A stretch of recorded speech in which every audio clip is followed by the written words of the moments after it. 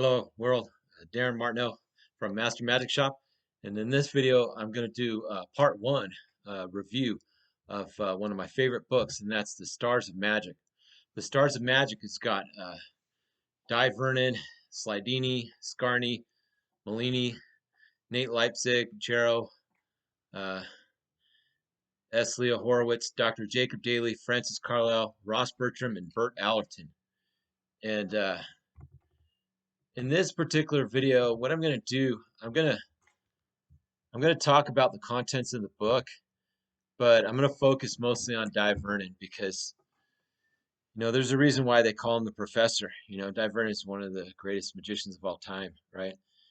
And so this is going to be review part one. I'm going to make others because there's a lot of material, there's a lot of tricks in this book. So we're going to start off with just talking about some of the highlights. Like I said, this one's going to be about Vernon. So we're going to talk about Triumph. Now, Triumph, there's many versions. I have many versions of Triumph. I'm going to do something called, I actually have something called the Triumph Project, where I do some of my best modern Triumphs.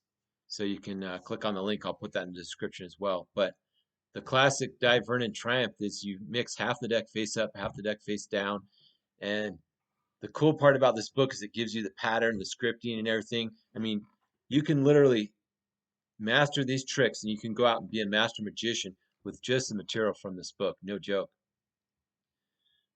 So Triumph is, the trick where you have half the deck face up, half the deck face down, and all the cards unmix. And I've seen so many different variations of it. I've created many over the years of mine. This is the classic way, and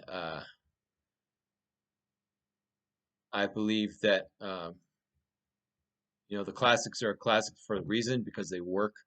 I think it's questionable the methods on these. I think what I mean by that is Vernon had, I know that he had more things that he didn't show people because I know as a magician, I have a lot of things that I just simply don't show.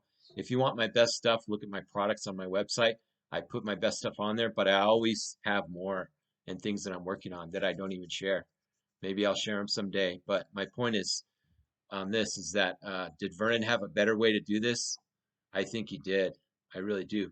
Because I think one of the best ways would be with the Zero shuffle, I believe, and also some stuff that Marlowe does that is better. There's a lot of things that are better with Triumphs. There's new Triumphs now.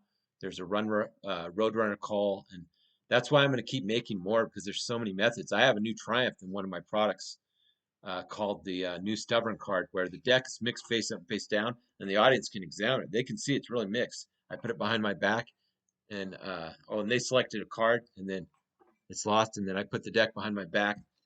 Next thing you know, the whole deck is unmixed except for their card. I mean, there's a lot of powerful versions of Triumph.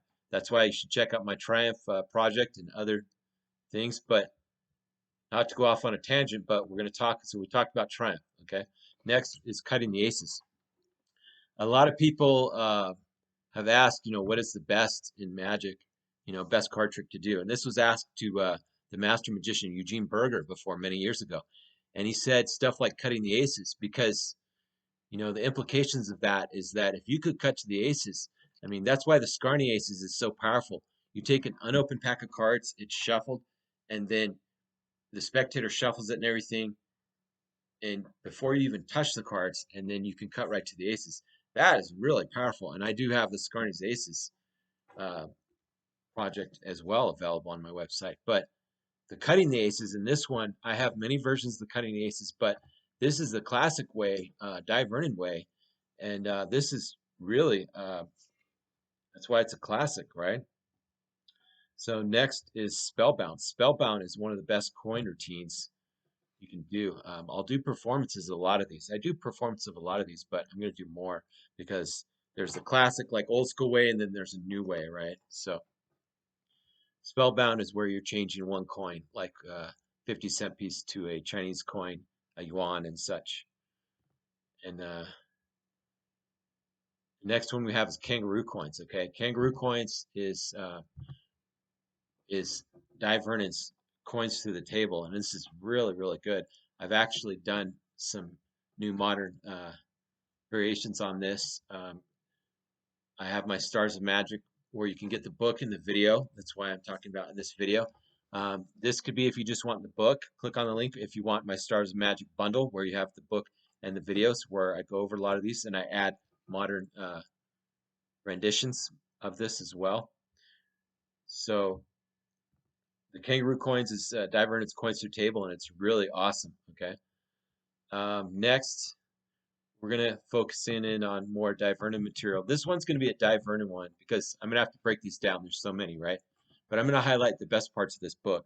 That's why I'm highlighting Divergent. I mean, there are other ones, Francis Carlyle and many other ones as well, but and there's Slidini and a lot of stuff, but I'm going to save it for other videos like I said, okay? So this one will be the part 1 Divergent, right? So the next we have Divergent's impromptu cups and balls. This is really incredible. I believe that Divergent has the best structured cups and balls. See, what he did that a lot of people don't realize, well, the masters do, is that it doesn't matter whether you're studying martial arts, music, whatever it is. You have to study the classics and you have to study with the masters because once you master the classics, that's when you're going to be a true master. And that's why the classics are the classics because they work. Okay? So what Divergent did, which a lot of people don't understand, is he took these classics and he made them better. And that's what we need to do as magicians.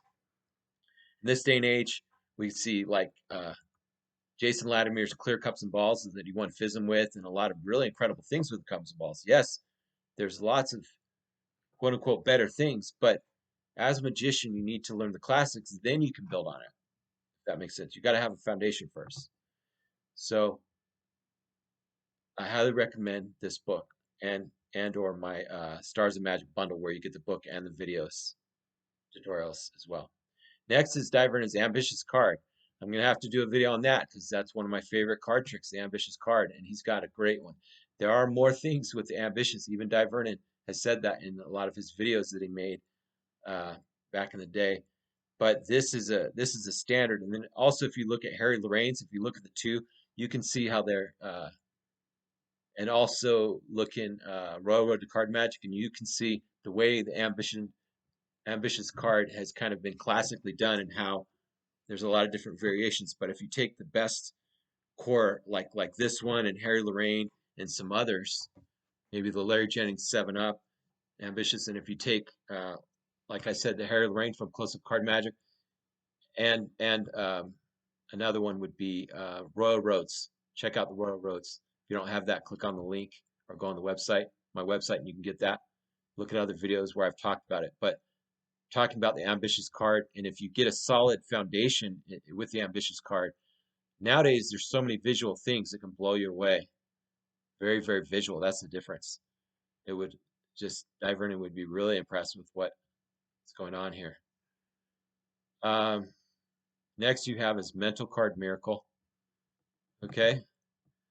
Then you have the Ring on the Wand, and you have the Slow Motion for Aces. Michael Skinner was really good, and recently I studied magic, almost every day, so I'm always working on stuff. So that's why I'm going to kind of tell you where I'm at in my journey, because as a creator, I've created thousands and thousands of magic routines, and so I was watching the other day a variation of this of Michael Skinner's version, and then I was watching one by what's his name? I forget his name, but it was the Slow Motion Aces, and I was trying to remember a variation that I've seen of this, but I knew Michael Skinner, and I saw Michael Skinner do this, and I have my own versions of this as well. And oh, Steve Freeman, sorry, it's hard to remember all these magic names, but Steve Freeman has a really good version of this. I think I'm going to be working on that. I like that even better than this, but it's kind of a more modern version of the Divergent and Michael Skinner Slow Motion for Aces. So I like Steve Freeman's version of what his handling with this.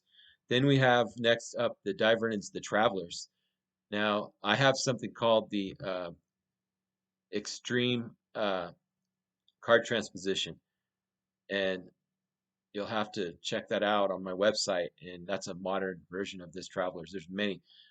Allan Ackerman, my mentor, has no palm Travelers, and there's lots of versions of the Travelers. The Travelers is is a classic, and it's where you're making the four aces vanish or go on the deck, have them shuffle the deck, and then you can pull them out.